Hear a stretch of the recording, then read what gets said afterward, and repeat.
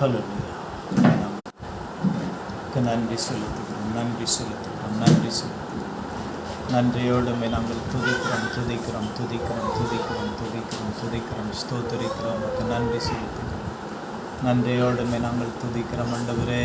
நாங்கள் துதிக்கிறோம், துதிக்கிறோம், துதிக்கிறோம், துதிக்கிறோம். ராஜாவும் மாளிகையில் ராப்பகலாய் அமர்ந்திருப்பேன். இயேசு ராஜாவும் மாளிகையில் ராப்பகலாய் மகிழ்ந்திருப்பேன். துதித்து மகிழ்ந்திருப்பேன்.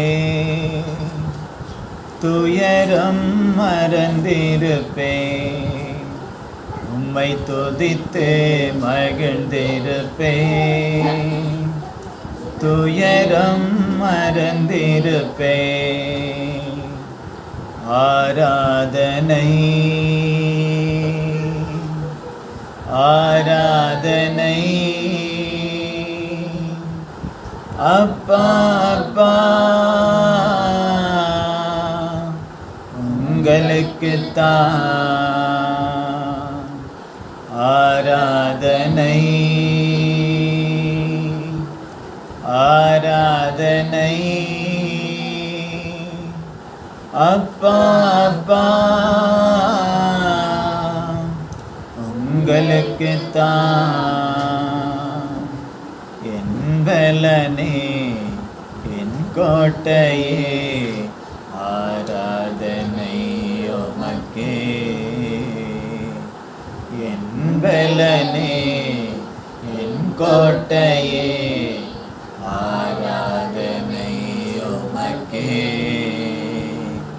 மறைவிடமே என் உறைவிடமே ஆராதனை உமக்கே. மறைவிடமே என் உறைவிடமே ஆராதனை உமக்கே. ஆமென். ஆராதனை ஆராதனை அப்பா அப்பா உங்களுக்குத்தான்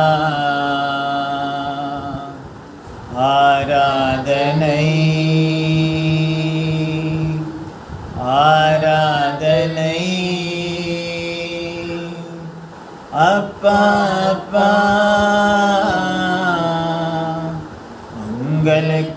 உங்களுக்குத்தான்.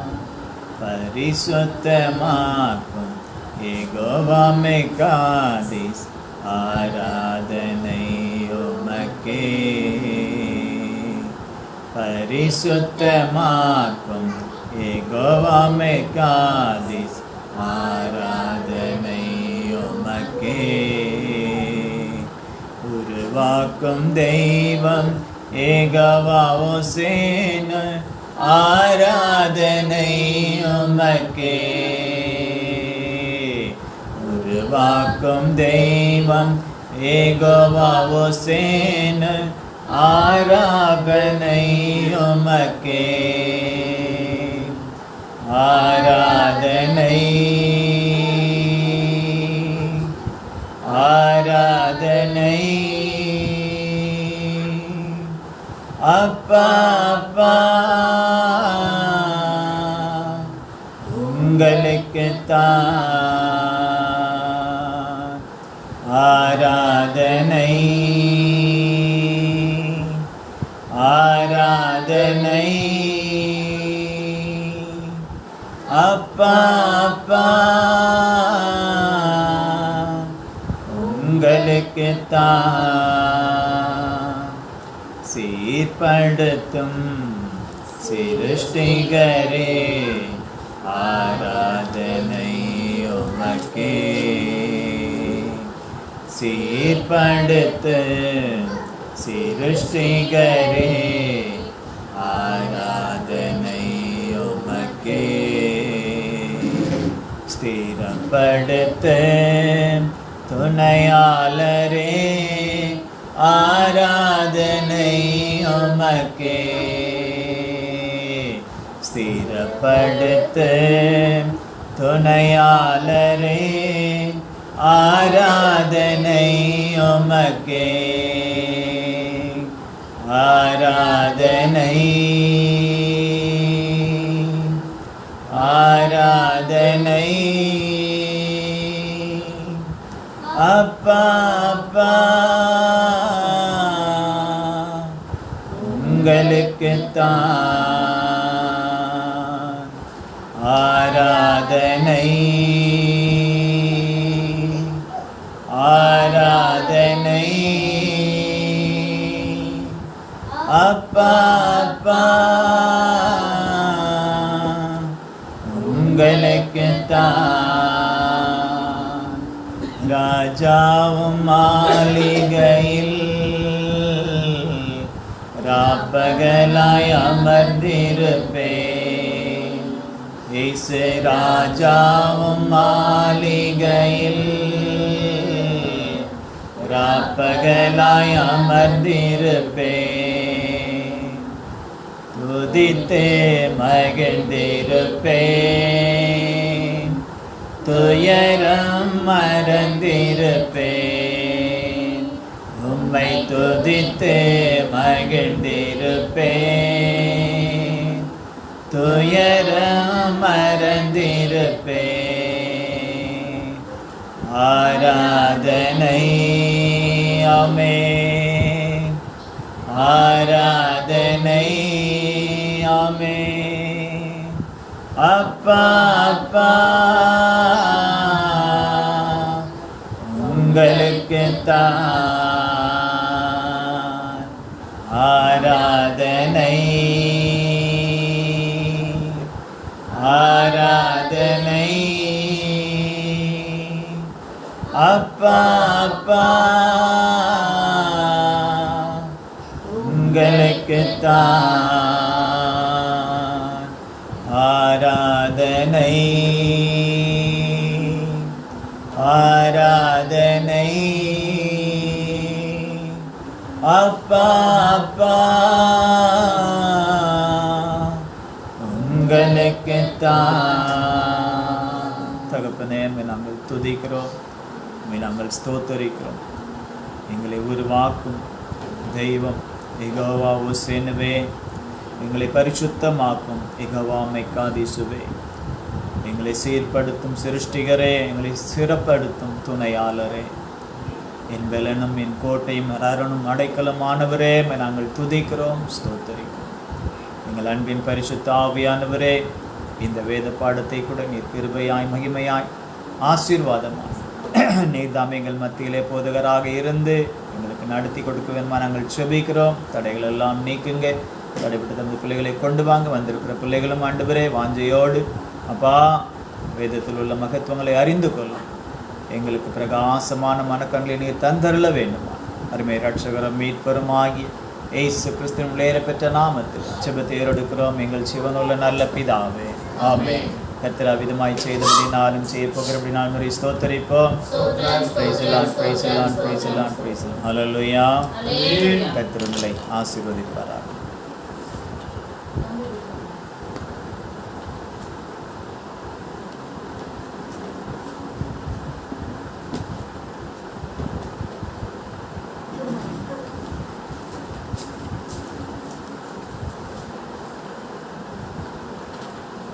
கர்த்தருடைய பரிசுத்த நாமத்திற்கு மகிமை உண்டாவதாக.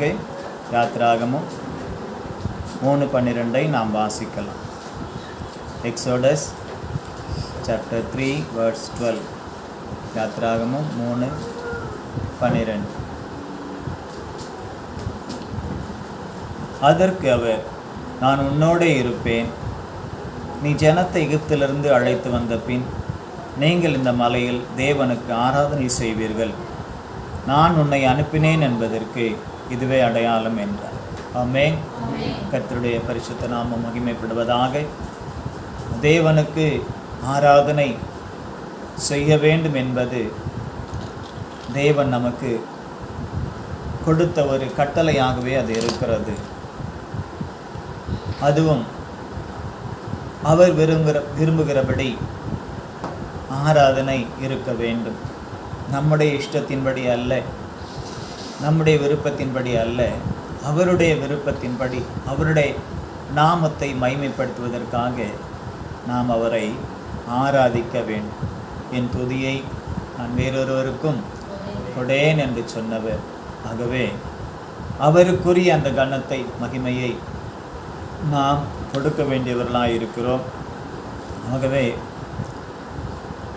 இந்த நாட்களிலே ஆராதனை எப்படி இருக்கிறது, கடந்த நாட்களிலே பிதாக்களின் நாட்களிலே ஆராதனைகள் எப்படி இருந்தது என்பதை குறித்து இந்த நாட்களிலே பரிசுத்த ஆவியானவர் நமக்கு வெளிப்படுத்தி கொண்டு வருகிறார். அதற்காக என் தேவனை நன்றியோடு துதிக்கிறேன், ஸ்தோத்தரிக்கிறேன். போன வாரம் என்ன ஆராதனை குறித்து பார்த்தோம்? நன்றி பலி ஆராதனை. ஆமென். நன்றி பலி ஆராதனை ஒரு பெரிய அழிவிலிருந்து, அதுவும் சாதாரண அழிவல்ல, உலகமே தலைகீழாய் மாறி அழிக்கப்பட்ட அந்த அழிவிலிருந்து தேவன் அவரை உண்மை முத்தமத்தோடு பின்பற்றி அவரோடு கூட சஞ்சரித்தவர்களை தேவன் இந்த மகா பெரிய அழிவிலிருந்து அவர்களை காப்பாற்றினார். அந்த காப்பாற்றினதற்கு அவர்கள் நன்றி செலுத்தும் விதமாக முதலாவது வெளியே வந்து அவர்கள் செய்தது தேவனுக்கு நன்றி பலி ஆராதனை.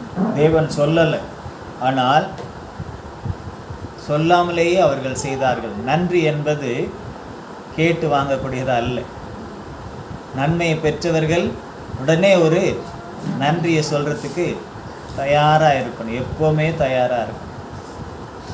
அந்த மனுஷர்களுக்கு கூட ஒரு உதவியை நாம் பெற்றுக்கொண்டால் உடனே அவர்களுக்கு ஒரு நன்றியை நாம் தெரிவிக்கும் பொழுது அது அவர்களுக்கும் சந்தோஷம், தேவனும் நம்முடைய இருதயத்தை பார்த்து சந்தோஷப்படும். ஆகவே நன்றி இல்லாதவர்களாக நாம் இருக்கக்கூடாது. எப்பொழுதும் நம்முடைய உள்ளம் நன்றியோடு இருக்கணும். நான் எவ்வளோ செய்திருக்கேன், அவங்க கொஞ்சம் தானே செஞ்சுருக்காங்க அப்படின்லாம் நாம் நினைக்கவே கூடாது.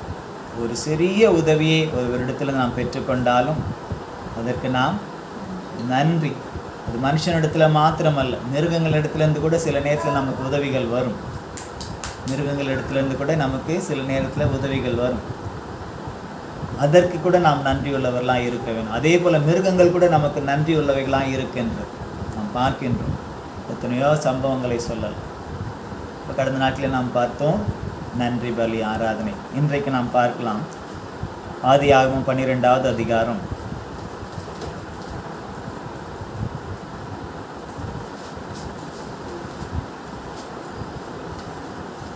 7வது வசனத்தை 8வது வசனத்தையும் வாசியுங்கள். ஜெனிசியஸ் சாப்டர் 12 verse 7 and 8. கர்த்தர் ஆபிரகாமுக்கு தரிசனமாகி உன் சந்ததிக்கு இந்த தேசத்தை கொடுப்பேன் என்றார். அப்பொழுது அவன் தனக்கு தரிசனமான கர்த்தருக்கு அங்கே ஒரு பலிபீடத்தை கட்டினான். பின்பு அவன் அவ்விடம் விட்டு பெயர்ந்து பெத்தேலுக்கு கிழக்கே இருக்கும் மலைக்கு போய் பெத்தேல் தனக்கு மேற்காகவும் ஆகி கிழக்காகவும் இருக்க கூடாரம் போட்டு அங்கே கர்த்தருக்கு ஒரு பலிபீடத்தை கட்டி கர்த்தருடைய நாமத்தை தொழுது கொண்டார். ஆமென்.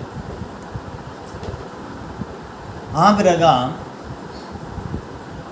விக்கிரக கிரியையிலே சிக்கியிருந்த ஒரு மனிதர். அப்படிப்பட்டவரை தேவன் அழைத்து அந்த 12வது அதிகாரத்தில் நாம் பார்க்கிறோம் அவருக்கு எப்படிப்பட்ட அழைப்பை கொடுத்தார் என்று சொல்லி.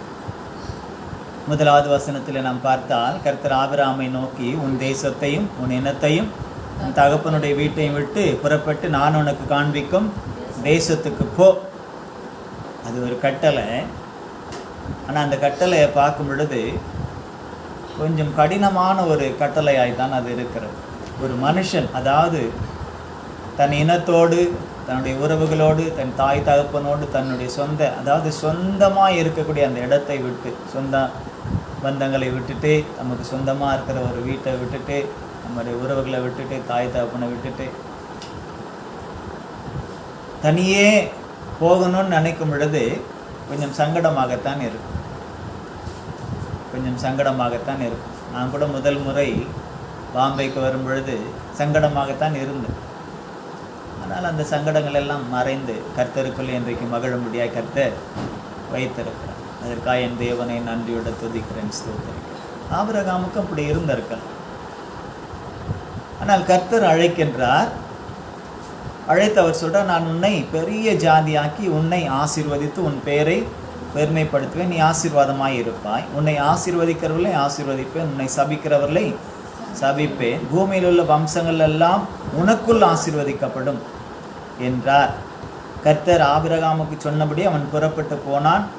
லோத்தும் அவனோட கூட போனான். ஆபிரகாம் ஆரானை விட்டு புறப்பட்ட பொழுது 75 வயதுள்ளவனாய் இருந்தான் என்று நாம் பார்க்கிறோம். ஆபிரகாமும் மனைவியாகிய சாராலும் இன்னும் அவருடைய சகோதரனுடைய மகனாகிய லோத்தும் அவனுடைய குடும்பங்கள் எல்லாம்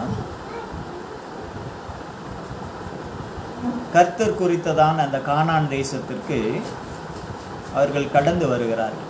முதல் கானான் தேசத்துக்கு தான் போவோம் என்று அவர்களுக்கு தெரியா.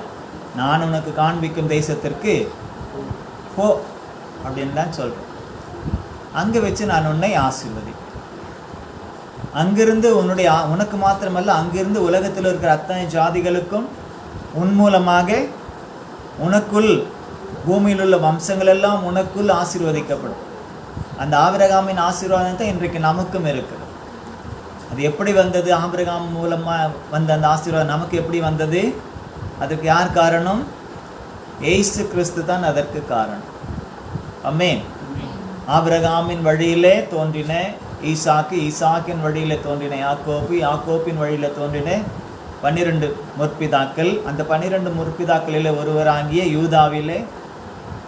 யூதா கோத்திரத்திலே தோன்றினவர் இயேசு கிறிஸ்து. அந்த இயேசு கிறிஸ்துனுடைய இரத்தத்தினாலே நாம் கழுவப்பட்டு மீட்கப்பட்டு இன்றைக்கு ரட்சிப்புக்குள்ளே வளர்ந்து அவருடைய அபிஷேகத்திற்குள்ளே மகிழ்ந்து அவருடைய நாமத்தை நாம் மகிமைப்படுத்தி கொண்டிருக்கிறோம். ஆகவே ஆபிரகாமுக்கு தேவன் கொடுத்த அந்த ஆசீர்வாதம் நமக்கு யார் மூலமாய் வருகிறது என்று கேள்வி கேட்டால், யார் மூலமாக வருது? நமக்கு இயேசு கிறிஸ்துவின் மூலமாக. அப்போ இயேசு கிறிஸ்துவ இல்லை என்றால், இயேசு கிறிஸ்துவை ஏற்றுக்கொள்ளலைன்னு சொன்னால் இந்த ஆபிரகாமின் மூலமாய் வரக்கூடியதான தேவ ஆசீர்வாதம் கிடைக்காது.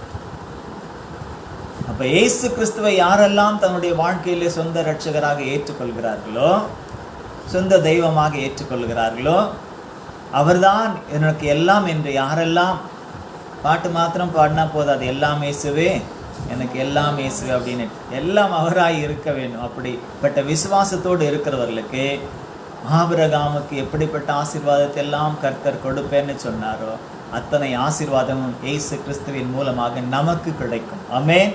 அல்லேலூயா. இயேசு கிறிஸ்துவின் மூலமாகத்தான் நமக்கு ஆபிரகாம் விசுவாசத்தின் தகப்பனாய் இருக்கின்றார். இயேசு கிறிஸ்து இல்லைன்னு சொன்னால், நம்ம ஏற்றுக்கொள்ளணும்னு சொன்னால் ஆபிரகாமுக்கு நமக்கும் எந்த சம்பந்தமும் இல்லை. நம்ம யார் பிள்ளையா இருக்கும் தெரியுமா? அப்போ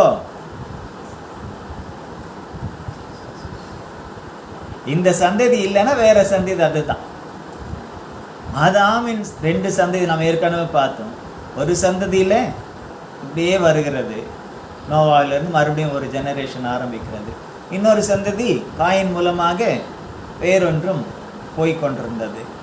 இப்படி மாறி மாறி பிசாசு வஞ்சித்து சில இடங்களிலே காரியங்களை அவன் செய்தான். யாக்கோப்பு ஏசாவில், யாக்கோப்பை கர்த்தர் நேசித்தார், ஏசாவை வெறுத்தார்னு வேதம் சொல்லுகிறது. அப்போ இப்படி மாறி மாறி மாறி மாறி ஆனாலும் நமக்கு அந்த ஆசீர்வாதம் இயேசு கிறிஸ்துவின் மூலமாய் கிடைக்கிறது. ஆமென். ஆகவே இங்கே நாம் பார்க்கிறோம், இங்கே போ என்று சொல்லி அழைத்து நான் உனக்கு காண்பிக்கும் தேசத்திற்கு போ என்று சொல்லி கர்த்தர் சொல்லும் பொழுது அதற்கு அப்படியே ஆபிரகாம் என்ன செய்தாரா? கர்த்தர் ஆபிரகாமுக்கு சொன்னபடி அவன் புறப்பட்டு போனான் என்று இருக்கிறார். அப்படி புறப்பட்டு போய் கானானிலே அவர்கள் சேர்ந்தார்கள் என்று 5வது வசனத்திலே இருக்கிறது. அவர்கள் கானான் தேசத்துக்கு புறப்பட்டு போய் கானான் தேசத்தில் சேர்ந்தார்கள். ஆபிரகாம் அந்த தேசத்தில் சுற்றி திரிந்து சீகம் என்னும் இடத்திற்கு சமீபமான மோரே என்னும் சமபூமி மட்டும் வந்தான். அக்காலத்திலே கானானியர் அந்த தேசத்திலே இருந்தார்கள்.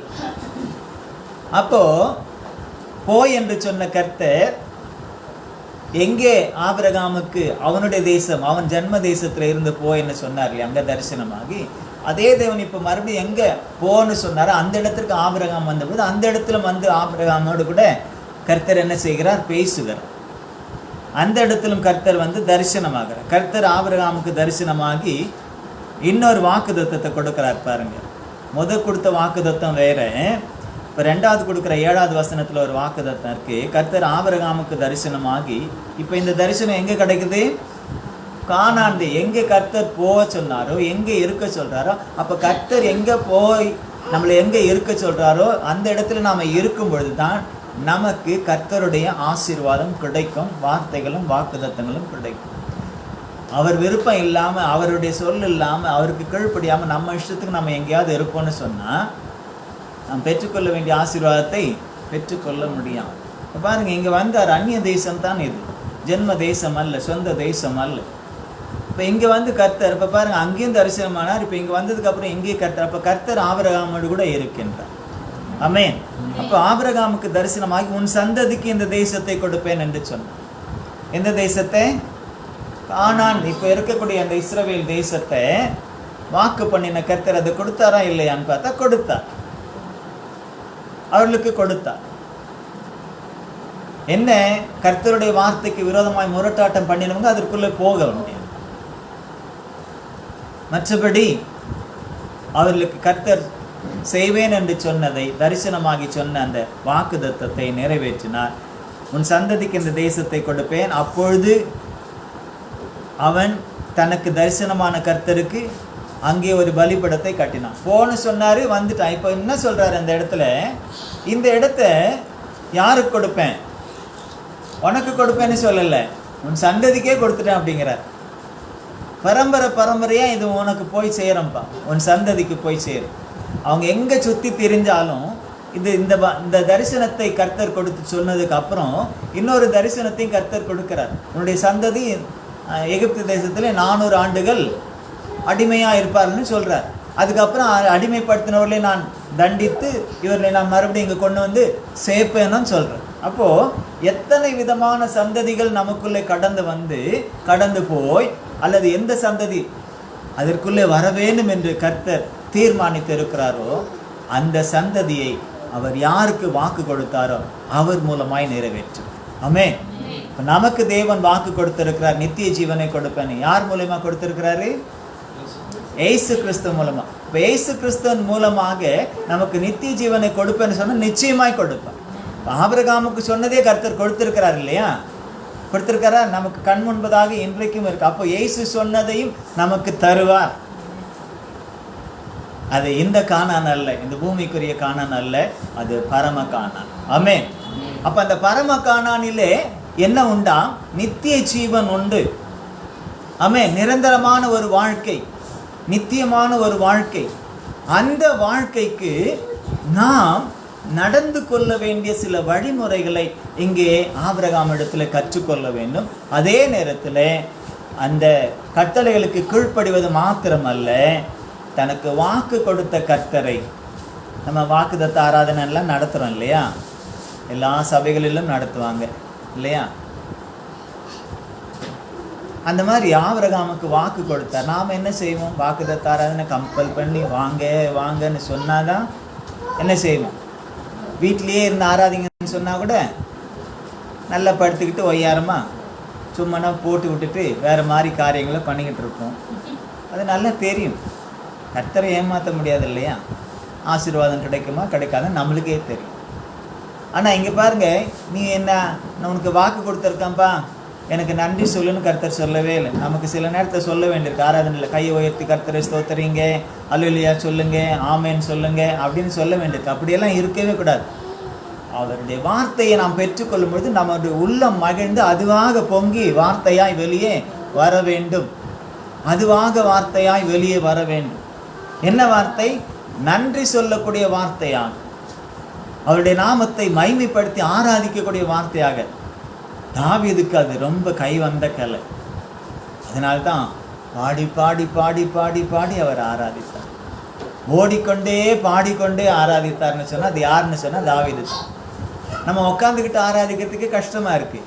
அவர் பகைவனுக்கு முன்பாக ஓடிக்கொண்டே பாடிக்கொண்டே ஆராதித்து கொண்டே தேவனுடைய நாமத்தை மகிமைப்படுத்தி கொண்டே அவருக்கு பிரியமான ஒரு தாசனாய் நடந்து கொண்டு. நீங்கள் ஆபிரகாமின், ஏன்னா அதற்கு வித்து யார் தெரியுமா? ஆபிரகாம் தான். ஏன்னா ஆபிரகாம் என்ன செய்தார் பார், வாக்கு கொடுத்த கர்த்தருக்கு உடனே அங்கே என்ன செய்திடுறாரு, தனக்கு தரிசனமாகி இந்த தேசத்தை உனக்கு கொடுப்பேன்னு சொன்ன கர்த்தருக்கு முதல்ல அவர் செய்தது ஒரு ஆலயத்தை கட்டிட்டார். நம்ம ஆலயத்துக்கு ஒரு செங்கல் கொடுக்கறதுக்கு கூட கஷ்டப்படுறோம் இல்லையா? சில பேர் அப்படி தான் இருக்குது. ஏதாவது ஒன்று கர்த்தருடைய ஊழியத்துக்கு செய்யுங்கன்னு சொன்னால் அதை செய்யறதுக்கு நாம் என்ன செய்கிறோம், ரொம்ப யோசிக்கிறோம். இது செஞ்சால் இதில் இதுவாயிடுமோ, இதை செஞ்சால் அதில் இதுவாயிடுமோ அப்படின்னு சொல்லிட்டு ரொம்ப என்ன செய்கிறோம், நாம் ஆன்லைன்லேயும் கவனிங்க, நம்ம என்ன செய்கிறோம், ரொம்ப யோசிக்கிறோம். ஆனால் இங்கே ஆபிரகாம் அதையெல்லாம் யோசிக்கவே இல்லை. நீங்கள் நினைக்கலாம் அன்றைக்கி பலிப்பீடம் கட்டுறது ஈஸி அப்படின்னுட்டு. மனம் இருந்தால் எல்லாமே ஈஸி தான். மனம் இருந்தால் நமக்கு செய்யணும். சில பேர் சொல்லுவாங்க மனசு இருக்குது ஆனால் என்ன இல்லை கையில், மனம் இருக்குது பணம் இல்லைன்னு சொல்லுவாங்க. பணம் வந்தவொடனே மனமே இல்லாமல் போயிடும். இருக்கும் பொழுது கருமையாய் மாறி விடுவார்கள். இல்லாத பொழுது ரொம்ப தயால குணம் உள்ளவங்களை போல இருந்தா செய்வேன் வந்ததுக்கப்புறம் பார்த்தா ஆளே இருக்க மாட்டான். கர்த்தர் இதையெல்லாம் காண்கிற தேவனாக இருக்கிறார். நமக்கு ஒரு தேவைக்காக நம்ம ஜெபிக்க சொன்னோம், ஜெபிச்சுக்கிட்டு இருக்கிறீங்களா இல்லையான்னு அது எனக்கு தெரியாது. நானும் விட்டுட்டேன் இல்லை, நானும் விட்டுட்டேன். சரி பார்ப்போம் என்ன தான். 2 சகோதரிகள் மாத்திரம் உணர்வை அப்படி கர்த்தர் கொடுத்தார், அந்த உணர்வோடு அவர்கள் செய்தார்கள் என்றால், மற்றவர்களுக்கு ஏன் கர்த்தர் கொடுக்கவில்லை என்றால், கர்த்தர் கொடுக்காம இருக்க மாட்டார் உணர்வை. அதை நிறைவேற்றுவதற்கு மனம் வேண்டும். மனம் வேண்டும்.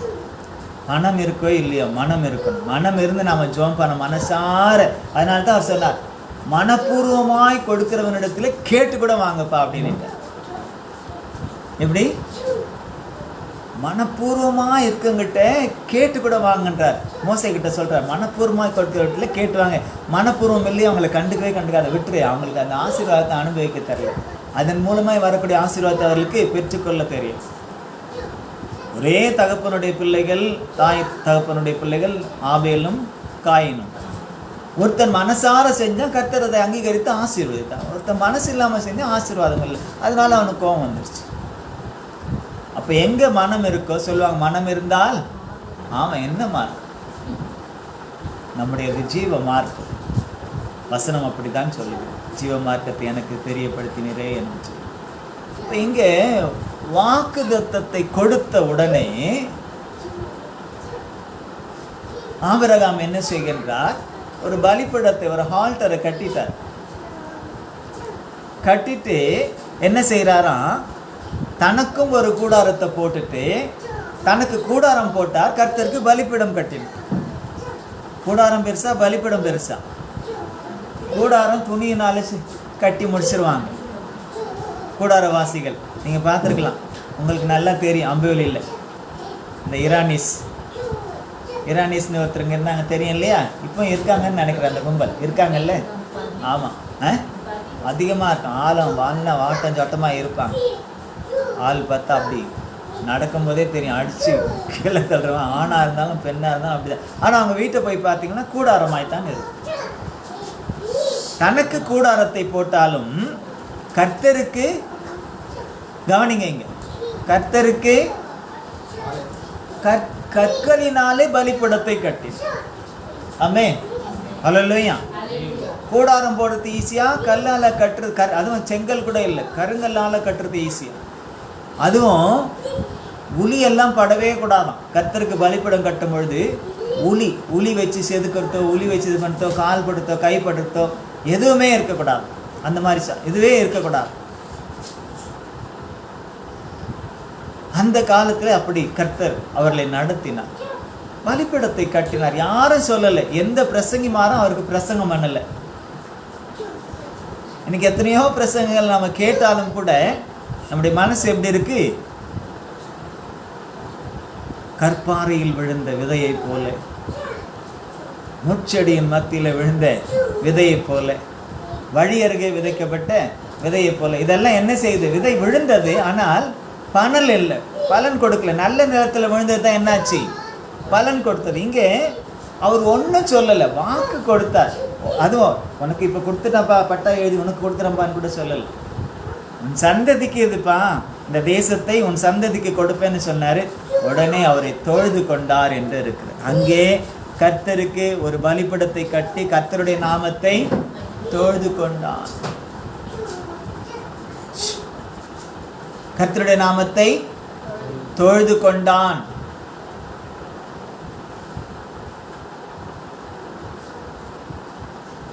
அப்ப இது என்ன ஆராதனை? இது என்ன ஆராதனை? இன்னைக்கு இது என்ன பேர் வைக்கலாம்? என்ன பேர் வைக்கலாம்? வாக்குத்தத்தத்தை சுதந்தரித்தவன். அது உடனே இப்ப சுதந்தரிக்கல, வாக்கு கொடுத்துட்டாரு.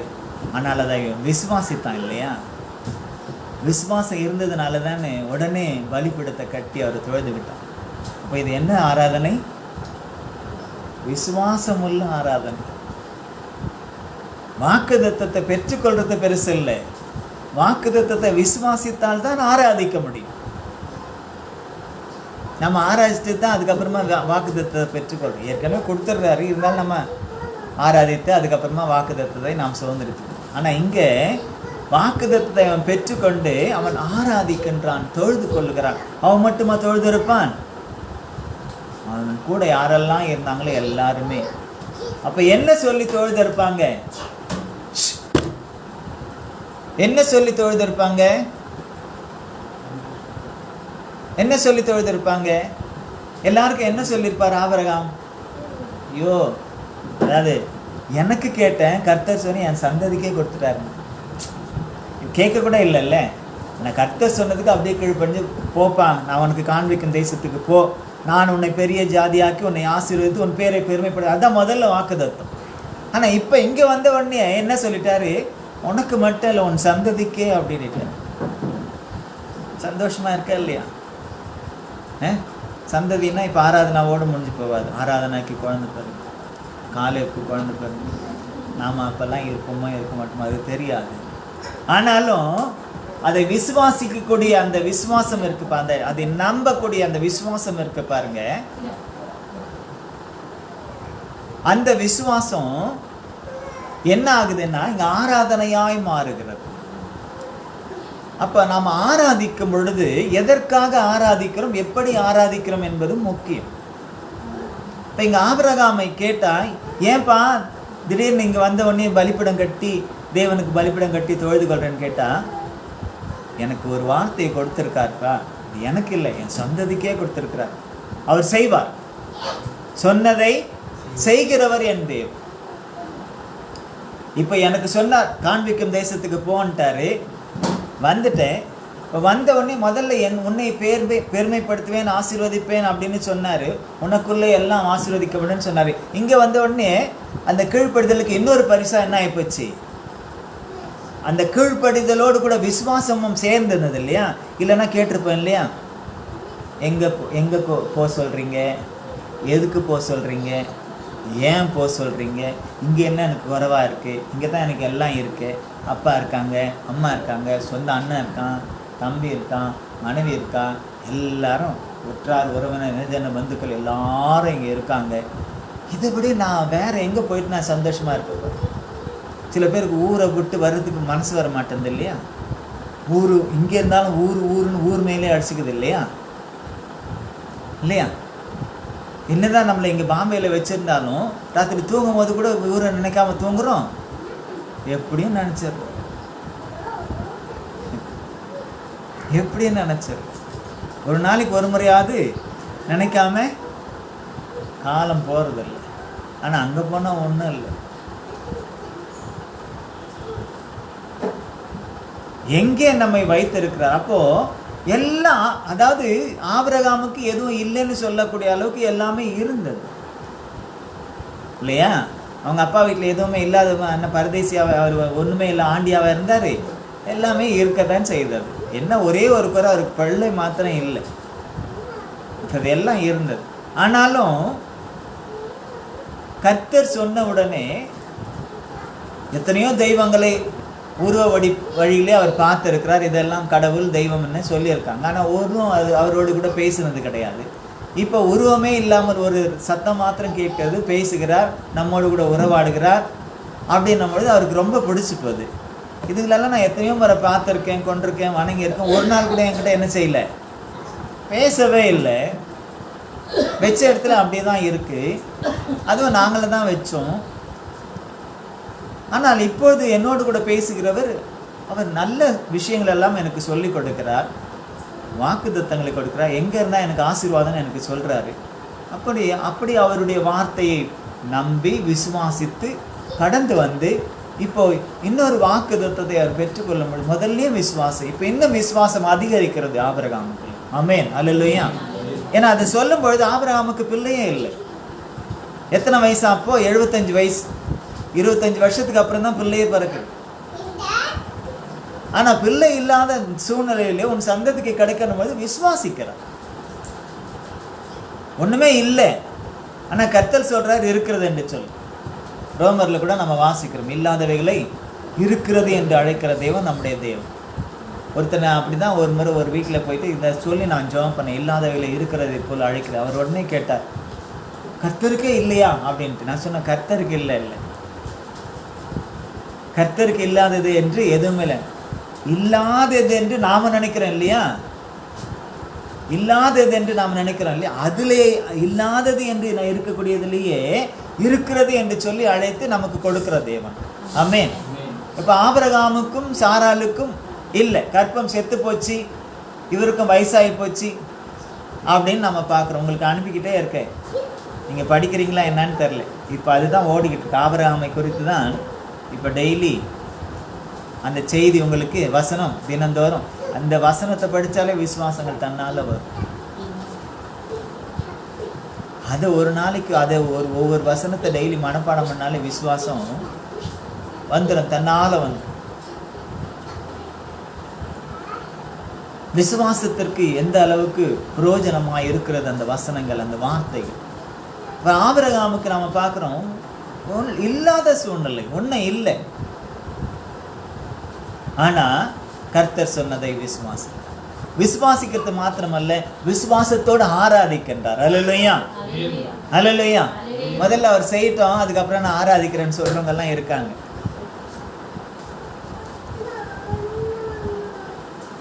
அப்படி அல்ல, அவர் சொன்னா செய்வார் என்றுதானே. எப்ப செய்வார்,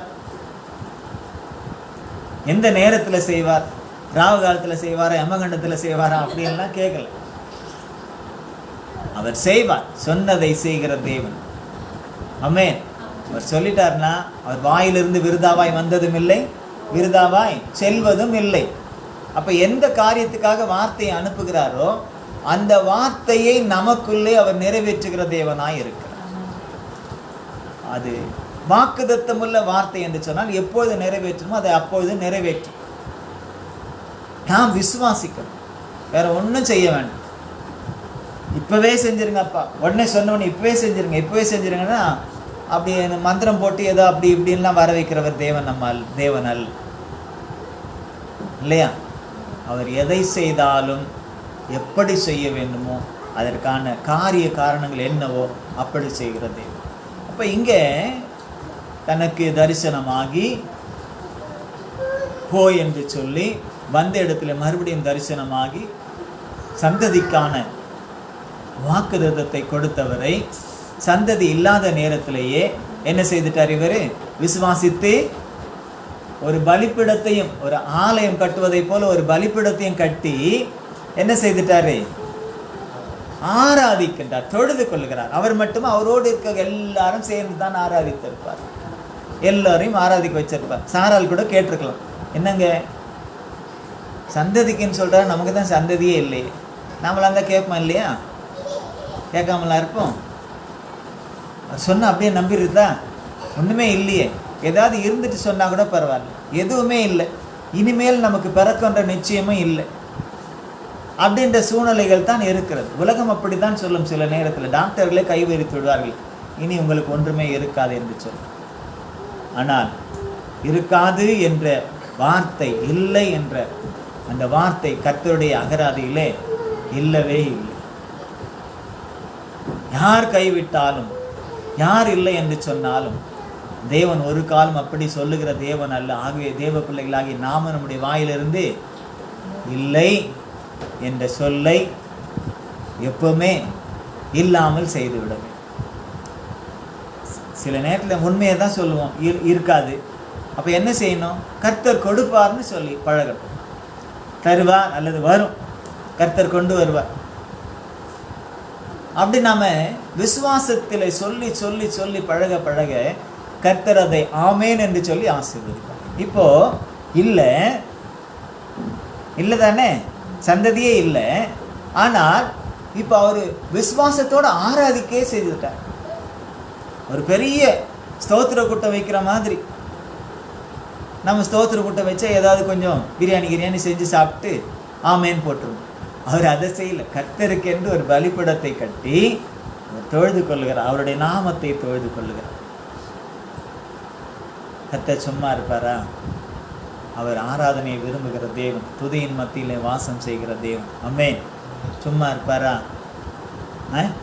நன்றி, அவர் செய்யக்கூடிய அந்த ஆராதனை சுகந்த வாசனையை முகர்ந்துட்டு சும்மா இருப்பாரா? அவர் எதில் பயப்படுறாரோ இல்லையோ, துதியில் பயப்படுறவராம் யாரு? தேவன்.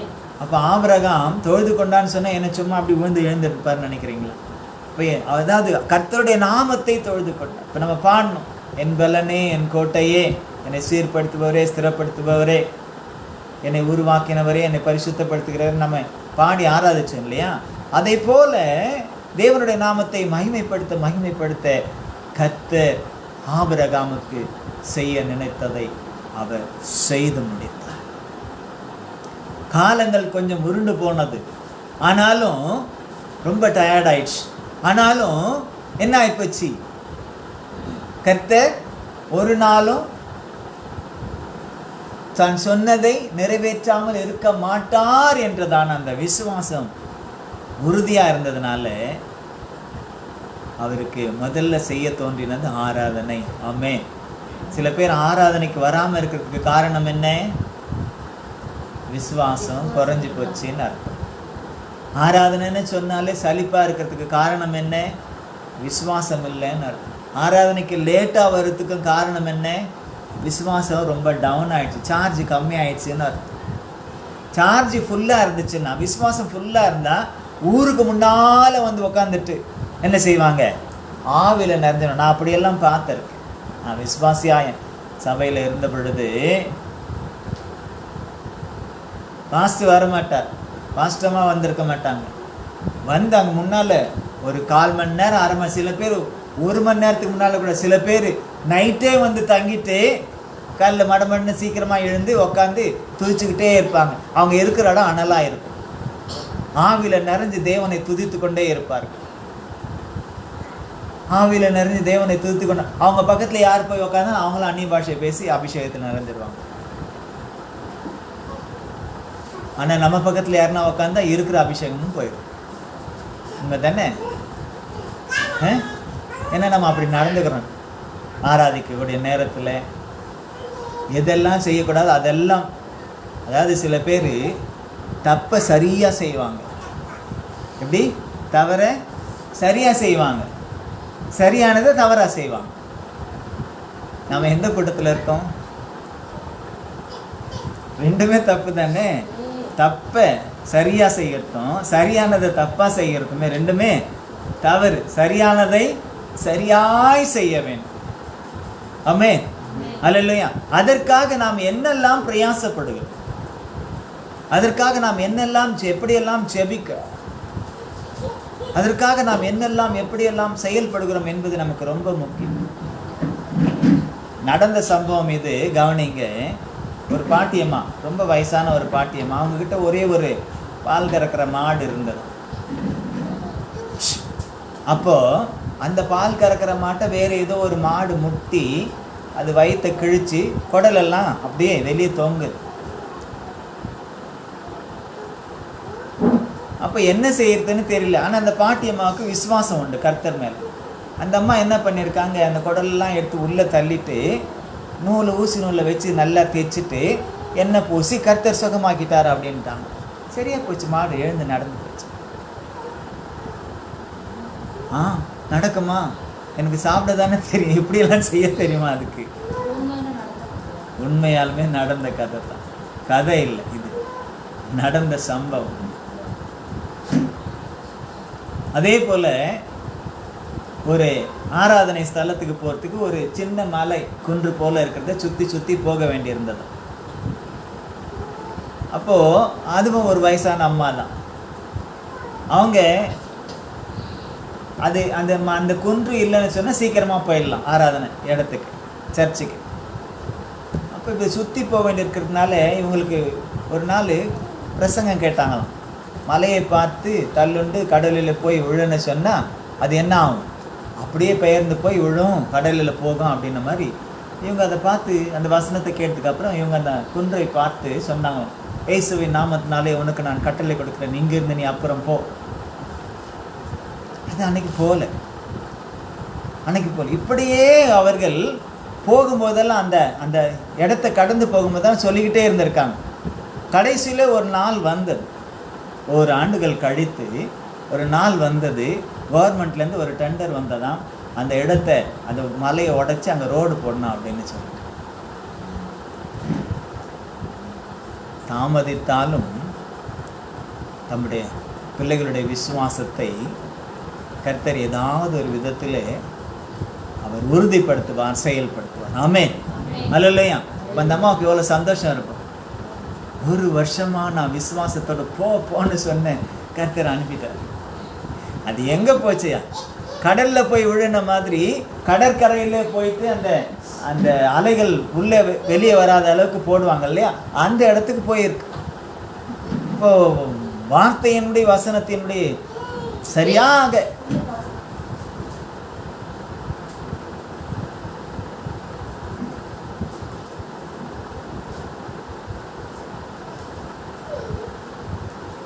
காரியங்களை சரியாக கர்த்தர் நடத்துகிறவராக இருக்கிறார். நமக்கு விசுவாசம் வேண்டும். ஆகவே நம்முடைய நாம் வரும்பொழுது, ஆராதிக்கும் பொழுது ஏதோ எதற்கோ வருகிறோம் என்று அல்ல, கர்த்தர் எனக்கு சொன்னதை நிறைவேற்ற வல்லவர், அவர் செய்வார்.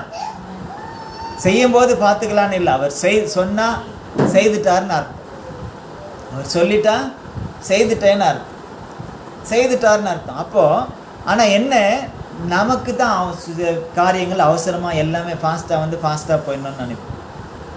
அந்த சூழ்நிலை எப்போ நமக்கு அது வந்தால் அது சரியாக இருக்குமோ அந்த நேரத்தில் கர்த்தர் அதை சரியாக நமக்கு அவர் சொன்னதை நிறைவேற்றுவார். ஆகவே இந்த ஆராதனை ஆபிரகாம் வாக்குத்தத்தத்தை பெற்றுக்கொண்டு செய்த அல்லது தொழுது கொண்ட இந்த தொழுகை அல்லது ஆராதனை விசுவாசமுள்ள ஒரு ஆராதனை. ஆமென். பெற்றுக்கொள்ளலை, ஆனால் விசுவாசித்தார். பெற்றுக்கொண்டதை போல கர்த்தருக்கு நன்றி சொல்றார். ஆமென், அல்லேலூயா. பெற்றுக்கொண்டேன் என்ற விசுவாசத்தோடு கர்த்தரை தொழுது கொள்ளுகிறார். எல்லாரையும் தொழுது கொள்ள, அவங்க இருந்த எல்லாரையும் தொழுது கொள்ள வைத்திருப்பார் என்று நான் விசுவாசிக்கிறேன். கேட்டிருப்பாங்கல்ல, பலிப்படுத்த ஏன் கட்டுறீங்க. கூடாரம் போட்டார், அது ஓகே, சரி நம்ம தங்குறதுக்கு. இப்போ பலிப்படம் கட்டுறாரு, கேட்டிருப்பாங்கல்ல, எதுக்கு இப்போ ஆலயத்தை நம்ம கட்டுறோம், சபையை கட்டுறோம், எல்லாரும் பார்த்து கேட்பாங்க, எதுக்குன்னு கேட்பாங்களா மாட்டாங்களா? நாம் என்ன சொல்லுவோம்?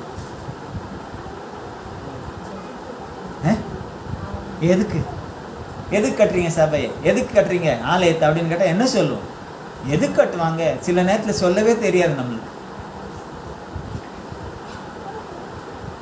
கர்த்தரை ஆராதிக்க, கர்த்தரோடு கூட உறவாட, கர்த்தரோடு கூட பேச, அவருடைய நாமத்தை மகிமைப்படுத்த, ஒன்று கூடி அவருடைய நாமத்தை மகிமைப்படுத்தி ஏகோபித்து நாங்கள் ஆராதிக்க என்பதை நாம் அறிந்து கொள்ளணும். அப்போ கேட்டிருப்பாங்க, சாரால் கேட்டிருப்பாங்க, கூட இருந்தவங்க வேலைக்காரர்கள் கேட்டிருப்பாங்க, அவனுடைய அண்ணன் மகன் லோத்து கேட்டிருப்பாப்ப, எல்லாரும் கேட்டிருப்பாங்க. எதுக்குன்னு அவர் சொல்லியிருப்பார். கர்த்தர் ஒரு பெரிய வாக்குத்தத்தத்தை கொடுத்துட்டார், அதை அவர் நிறைவேற்றிட்டார்.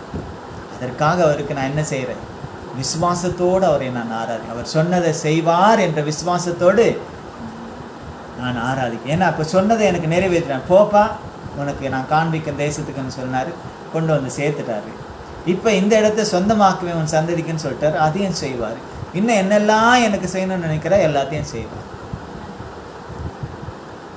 நாம் பெற்று கொண்டதற்கு எந்த அளவுக்கு நன்றியோடு இருக்கிறோமோ அதே போல் இன்னும் பெறப்போகிறதற்கு நாம் என்ன செய்யணும்? விசுவாசித்து அவருடைய நாமத்தை மகிமைப்படுத்தி கொண்டே, ஆராதித்து கொண்டே, துதித்து கொண்டே இருக்க வேண்டும். ஆமென்.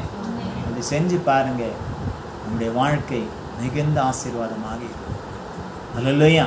அப்படி செய்து பாருங்கள், நம்முடைய வாழ்க்கை நிச்சயமாகவே அந்த விசுவாசத்தினால் உண்டாகக்கூடிய அந்த ஆசீர்வாதத்தை நாம் சுதந்தரித்து கொள்ள முடியும்.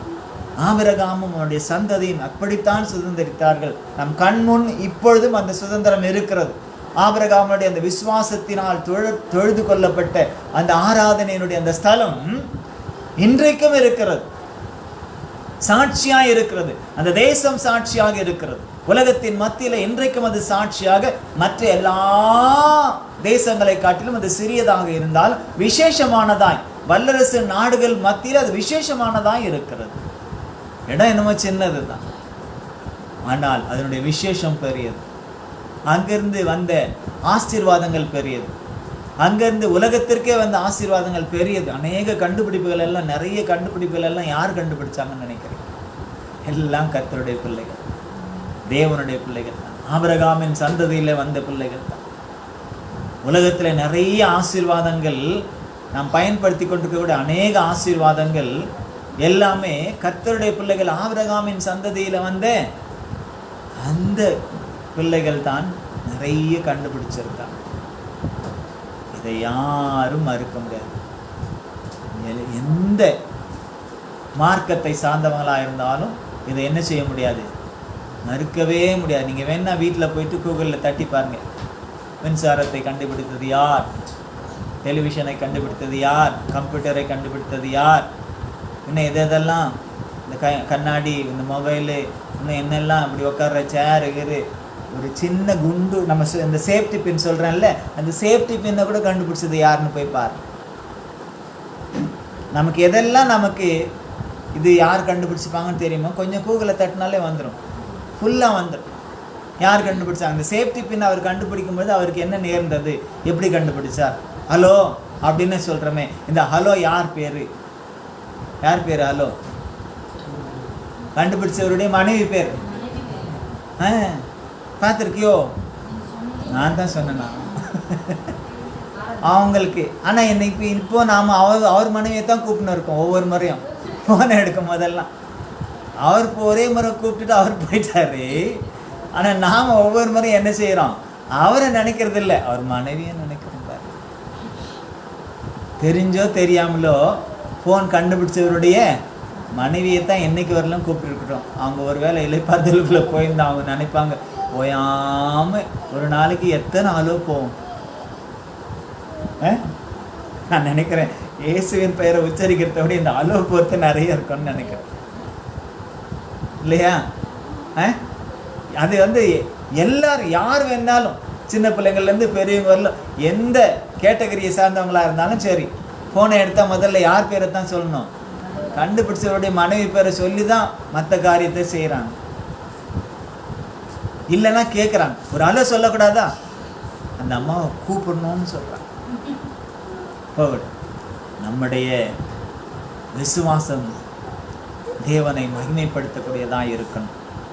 நம்முடைய ஆராதனை, தேவன் நமக்கு ஒரு வார்த்தையை கொடுக்கிறார், வாக்குத்தத்தத்தை கொடுக்கிறார், இதை நிறைவேற்றுவன்னு சொல்கிறாருன்னா உடனே நம்ம என்ன செய்யணும்? ஆராதிக்கணும். முதல்ல அவரை ஆராதிக்கணும்.